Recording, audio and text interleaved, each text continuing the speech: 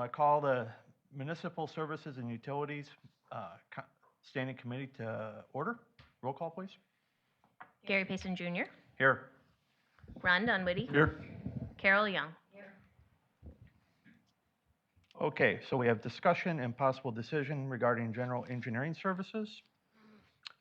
Matt, thank you for providing this. Would you like to give us some feedback on this, please, verbally? Sure. So I had provided just a memo that I put together. It wasn't included in the packet, but I wanted to provide it to the members of the committee. And I did give one to Tim before the meeting. Mayor, I didn't give you one. I can give you the hard copy that I have in front of me. I was going to kind of read off of it, basically. No, go ahead. So Go ahead, I'll listen. if you have any questions, you can certainly ask them. They got one here for me. Thank you. Yeah. So I didn't give you a lot of time to go over it, so I could just kind of run down this. So I said, dear committee members, I wanted to provide some information that I have gathered to hopefully assist with your decision and with your discussion and possible decision regarding engineering services. Obviously, I feel it's very important that we engage with somebody that's able to handle and manage these challenging projects because they do cost a lot of money. Kapoor has been with the city of Elkhorn for just over 10 years, right around that time frame, and they obviously have familiarity with us, an understanding of our community needs in many regards, which is very valuable, just to have that familiarity with the community. When I had found out about the interest of exploring engineering services, I had happened to be talking with, or had heard about Lake Geneva actually just going through this exercise recently. So I called Tom Earl just because I wanted to get his input, because I know that they had Kapoor as their engineer of record for a little while. I wasn't sure how long.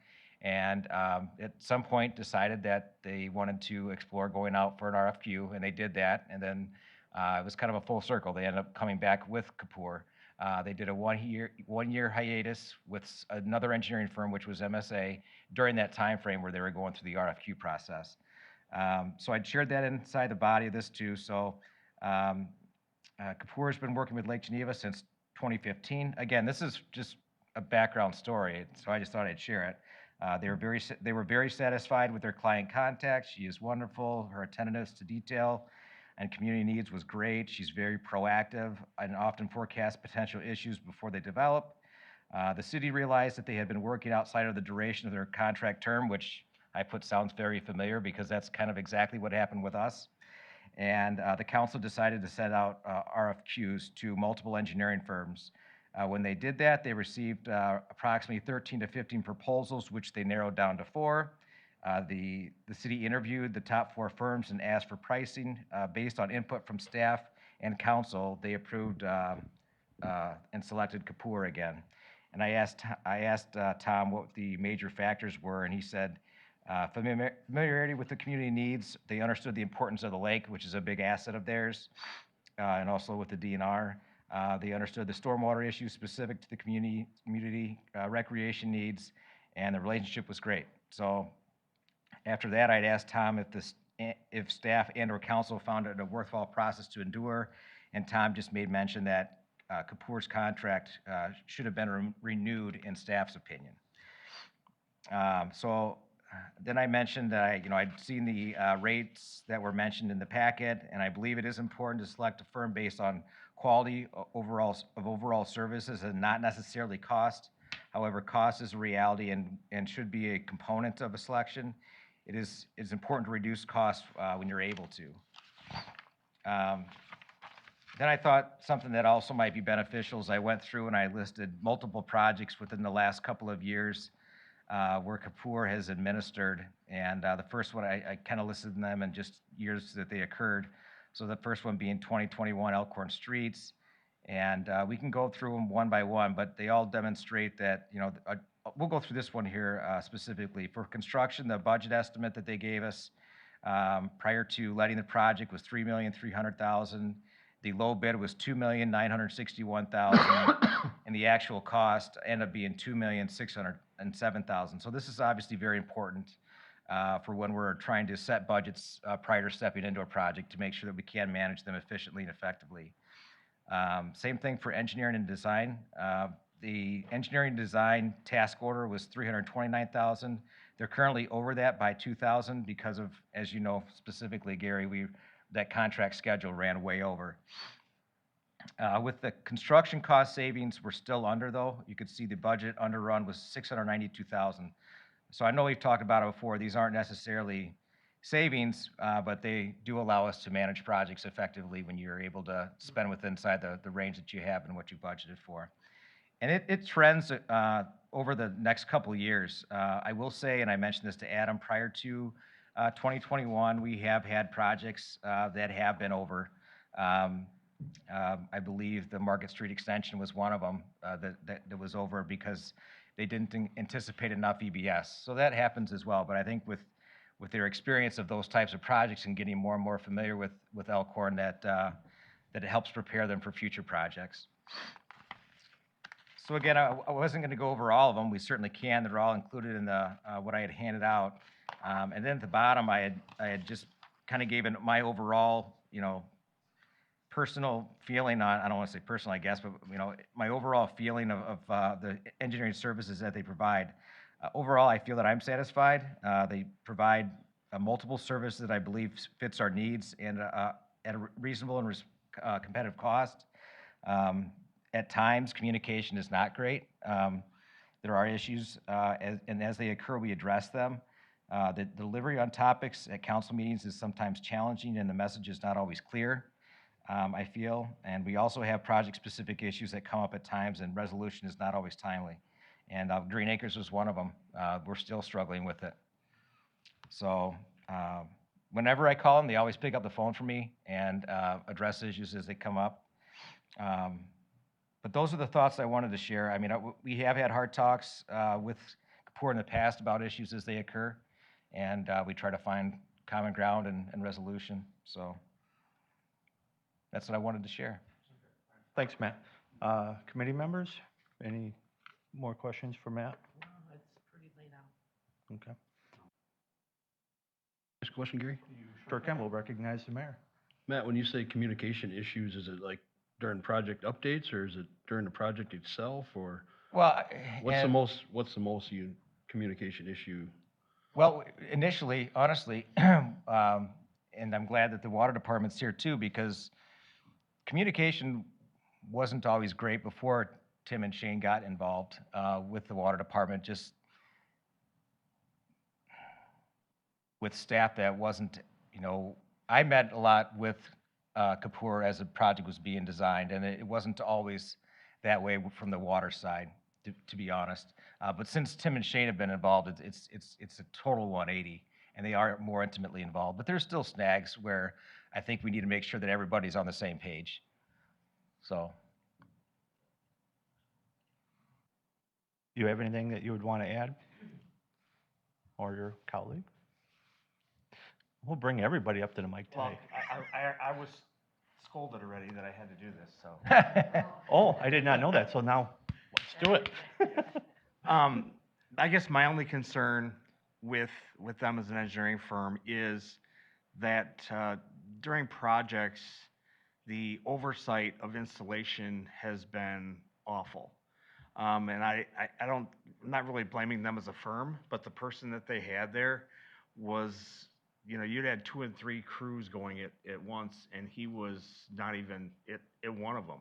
So he wasn't watching what was done, and there was a lot of issues with things that were broken, covered up, and such. And the water department had went out ahead of time and checked and documented everything to make sure it was there and that it worked and everything else. They verified everything, and then it came back to it was broke, and the inspector on site from Kapoor always sided with the construction company.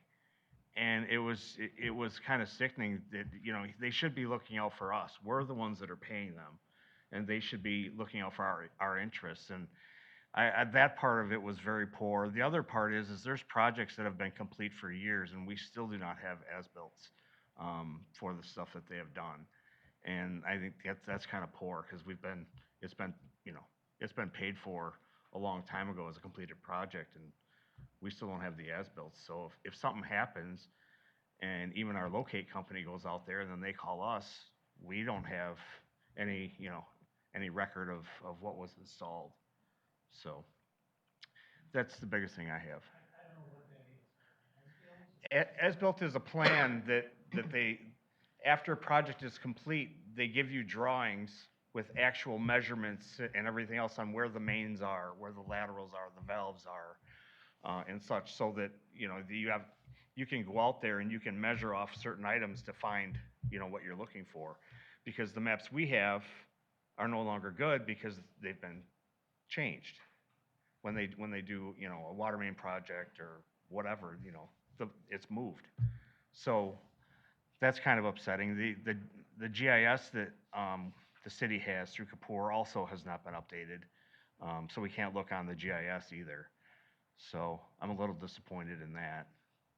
So the only other point, I looked over all this stuff too, and I don't feel I don't know that you can really look at two schedules of rates and only go by that, because in the big picture, when they do a project, if the lower price company spends an extra hour or two, they're the same or cheaper.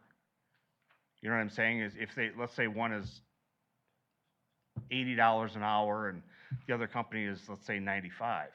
But in the total project, if they take more time to do it or whatever, you're not saving any money. So that's just another point I wanted to bring up.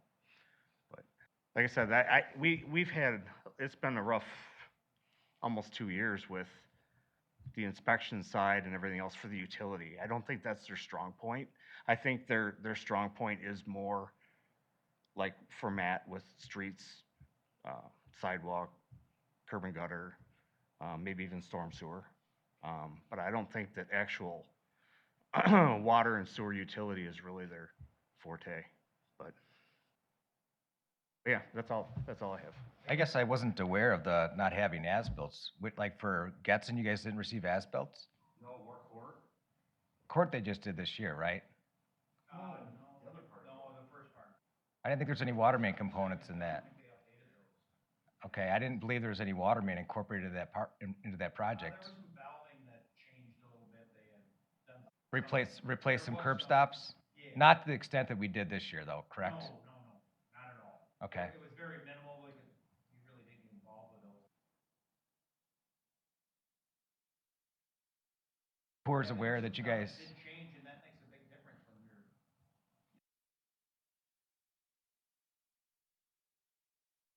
Start losing staff for tires and whatnot, that's gonna be your guy. well, I'm just surprised because we've been receiving as-built for roadway projects, and I'm just surprised that you haven't been receiving them. If you checked in our GIS, because that's where all they're all embedded in there. Yeah, well, we'll look again, but it.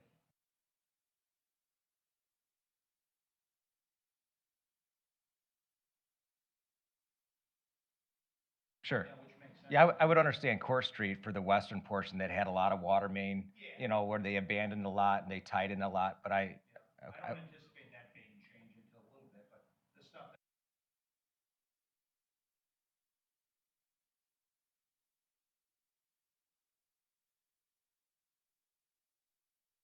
it's definitely important to me too, yeah. So, okay, I appreciate that feedback. You know, with what we're hearing, I think, you know, if we do move forward with Kapoor, I think we need to add some more teeth into their contract. Just like when we're gonna be talking about the other stuff, like the garbage stuff in the future. You know, the oversight, communication, understanding who is the customer, and, you know, getting our as-built, updating the GIS. You know, and if they're weak on utilities, then maybe they shouldn't be quoting that stuff, and we need to be bringing, Foth or somebody else in to deal with that side. Committee members? Another question, Gary? Absolutely. When you talk about the as-bills and stuff not being done, has it been brought up to them about not being done, and what was their answer? We did, but it was through.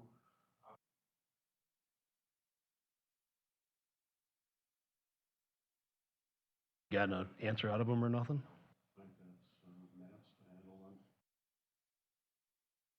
Somebody needs to move with them or have a meeting, maybe Adam or somebody to get some things done if we have to. Especially if if those are needed.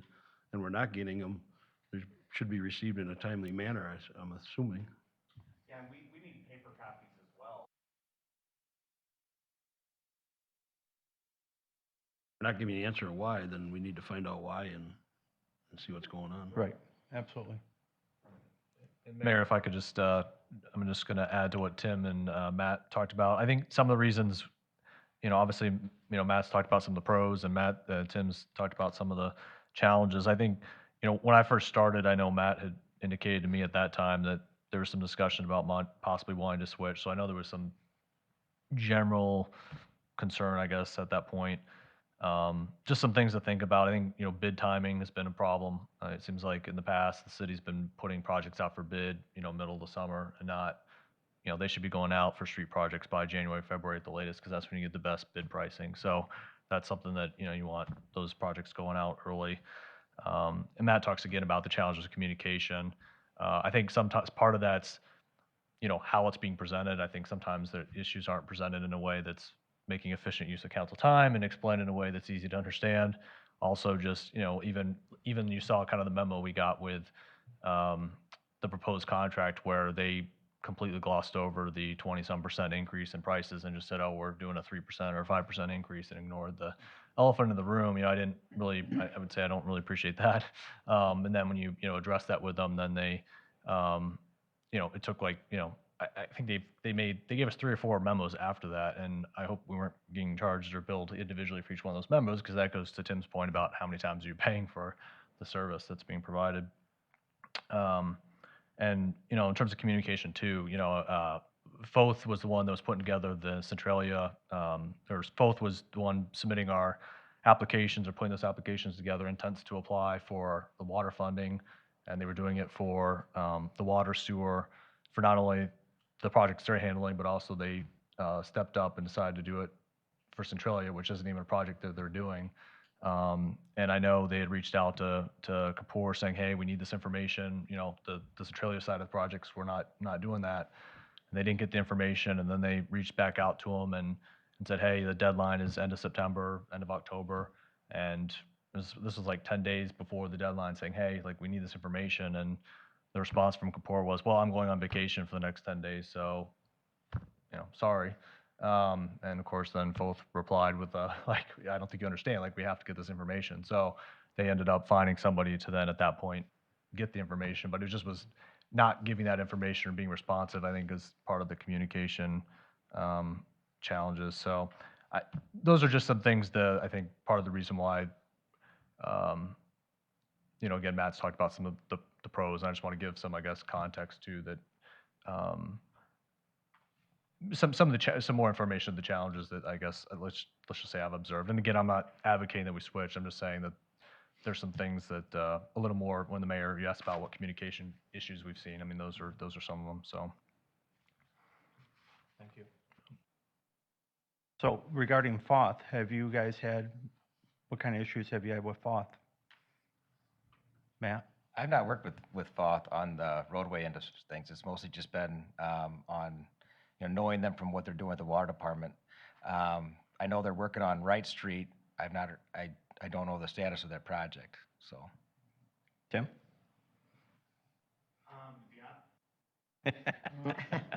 Should just stay there. I really haven't had a problem with any aspect of anything from Foth. Every project that we've had Foth do for us, which has been a wide array, which they're gonna be here in a couple weeks to actually present to you what we've got accomplished and taken off the plate.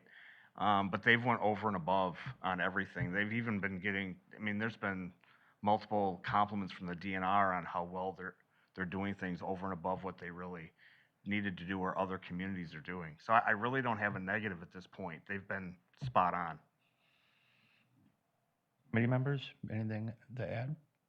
Well, is their strengths also good for you too, or no?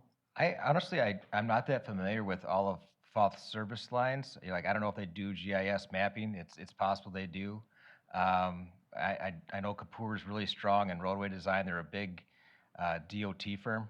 They're probably their, I don't want to say bread and butter, but that's their main forte is they do a lot of DOT mega projects. They obviously also do a lot of municipal work, a fair amount in this area. And like I said, Lake Geneva uses them and Burlington uses them, and obviously we've had them for close to 10 years. So they do have municipal strengths, but their big background is roadway design. I don't believe they do a lot with water plants at all, to be honest. I mean, they may do some pump design, but that's not their forte. And same thing with wastewater treatment plants. That's another reason why when we were looking at firms for our I&I mitigation plan for sanitary sewer rehabilitation, Kapoor didn't even go after it because it's just not their forte. We use applied technologies for that. So I mean, a lot of firms do have their own niches. So I'm not sure what Foth's is. So I have checked into that, and they're, Foth is a huge company that, nationwide, East Coast, West Coast, they're very strong in, Wisconsin, Iowa.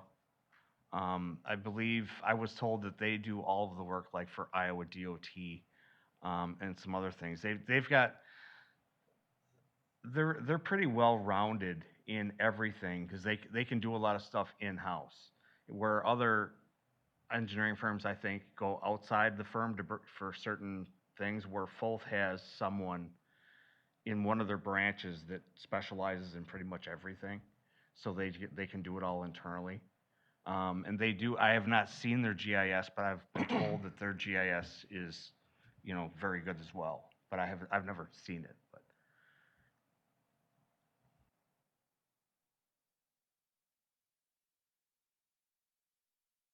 This 2025 comparison between the rates. And I don't know, did you put that together, Adam? Yeah, I did. Yep. Okay, so is that number down in the lower right-hand corner, 13.94%, it's in bold. I'm guessing that's kind of the average of all the rate differences Yes, yep. there. But I'm building off what Tim said about how the hours that are worked are kind of a variable. And then each project, let's say that Foth used project engineer 1, which is 30% difference, but Kapoor used a project engineer 3, which is only 16% difference. It's absolutely impossible to know how much more we're spending or saving, because the projects all vary, the hours vary, and the type of personnel used would vary. So I guess there's no answer to that. I guess it's not a question, it's just, what the heck? Stand up. Committee members, would it be worthwhile to ask for more detail out of Foth and would. have them come in Yeah. and give a presentation? We'll would have to prefer- schedule yes. another meeting, probably not on this day, so we can do it however long it takes. I know no one wants to come in, but I think this is important that, and even reach out to Kapoor, provide some of the dissatisfaction from one of their customers, and what kind of things will they put in writing that if they decide to get awarded any of our services, excuse me, that, the types of things Tim has listed off as issues, Adam's listed off, and, some of the stuff that I've personally dealt with, put some teeth into it, saying, look, if you don't do your job, we're going to take money away, and penalize them, because, they're in business, they get paid. If you don't do your job, you get fired. That's how it works in the real world, and they're no different, in my opinion. But I can't make a motion or anything. You guys have to. I'll make a motion. Okay, so we'll make the motion to not make a decision on this, and to get Foth to provide more information, maybe come in for a presentation with the committee, and then also let Kapoor know that there's issues, and we'll even have them meet with them at a committee level. But this sounds to be more in-depth than what originally was thought, in my opinion.